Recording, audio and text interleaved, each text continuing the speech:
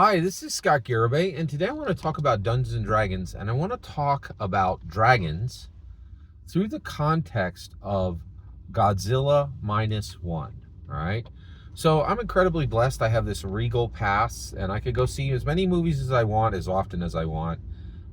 It is smorgasbord, and I will tell you, there are challenges being a movie buff today, but this movie pass was a horrible disaster.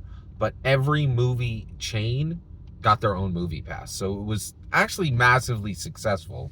And the idea that I could just go see as many movies as I want and cost is really no, and it's cheaper than ever, and cost is really off the table, right? I can see two movies each month or 10, and there'll be no difference in price to me.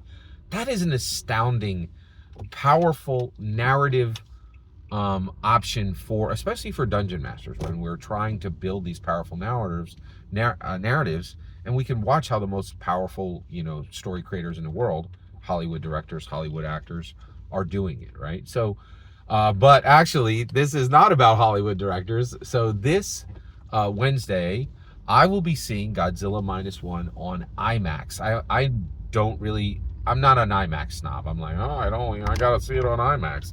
I actually don't really like IMAX snobs. I like, hey, we got these huge, 40, just regular screens are 40 feet across. That's good enough, man. Like, you ain't gotta be like, Brucey about it, right? Like, so, but this one, I was like, you know what? Yeah, like, to see Godzilla on the big screen, yeah, man, I want to see that on IMAX. Godzilla deserves IMAX, right? So I did have to pay $7 extra, but they waived $15 of, because it's like $22 to see an IMAX movie in my area. So for $7 this Wednesday, I'm extremely excited about it. I'll be seeing Godzilla minus one. This is an actual Godzilla movie, current today release, right? Being shown in America in the original Japanese, right? I don't like subtitles, but I'm breaking all my rules. I'm going to see this in IMAX, and I'm going to watch a subtitled movie, right? And why would I do all that? I love Godzilla, right? And what I think is important is you and I are dungeon masters, right? So it's Dungeons and Dragons, and you and I are tasked with mastering playing a dragon, and that is extremely difficult.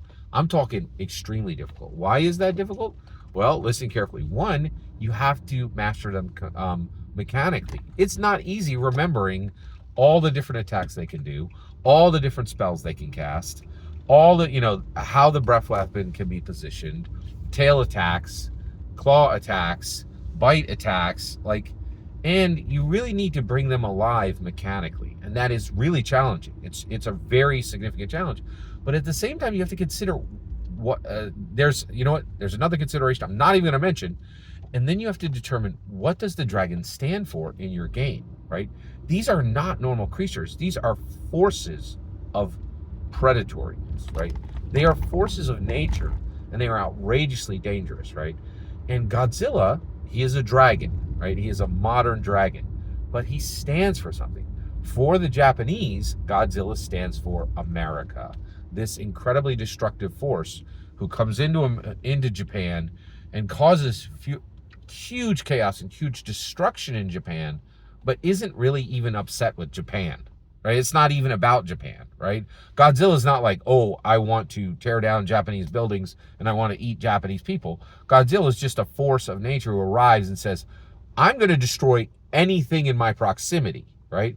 And I think Godzilla stands for this for America, right? Like, Japanese are like, oh my gosh, we got wrecked by, America in World War II. But when they attacked us with the most brutal attack any humans had ever seen, ever, right? Which, by the way, happened when Gary Gygax was 7 years old, and I think deeply impacted, is integrally responsible for the creation of Dungeons and Dragons. I actually think what happened in Nagasaki and Hiroshima, that happened. Gary witnessed that. He was 7 years old, right? And he listened to his parents talking about what was happening. He listened to, kids on the playgrounds talking about what's happening, right?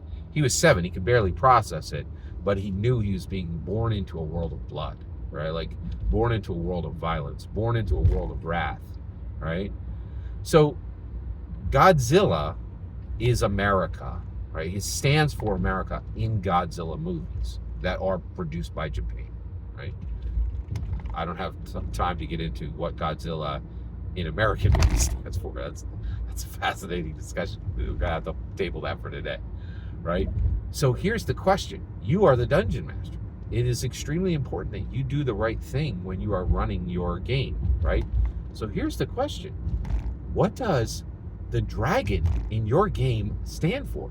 Yes, it is this destructive force, right? And he is going to try to kill the player characters. He's going to try to eat them. She's going to try to scratch them. She's going to try to tail slash them. She's going to try to breath weapon them, right? But what does that dragon stand for? Does that dragon stand for capitalism? Does that dragon stand for a marginalized group, right? Or the specific predation of a marginalized group? Does that dragon stand for liberty or freedom, right? Does that dragon stand for chaos and what happens to lives when chaos strikes? Is it grief? Does the dragon stand for grief, right? And this is the point, right? Like you can go over to Dungeon Dudes. They'll tell you the best way to build your fighter, right? The best build to get the max damage out of your fighter. But here, we're looking at moving beyond fun. We're looking at using Dungeons and Dragons to learn, grow, and change, right? For the better. To learn, grow, and change. To improve, right? And when we reach that point, now the dragon is a narrative tool, right? And there are lessons to be given by the dragon if the dragon stands for something. We can have this subtext conversation as well as the text conversation, right? So think carefully in your game, what does the dragon stand for? And if he doesn't stand for something, if she doesn't stand for something, you are not doing Dungeons and Dragons right. You are doing Dungeons and Dragons wrong, and you need to improve as a dungeon master.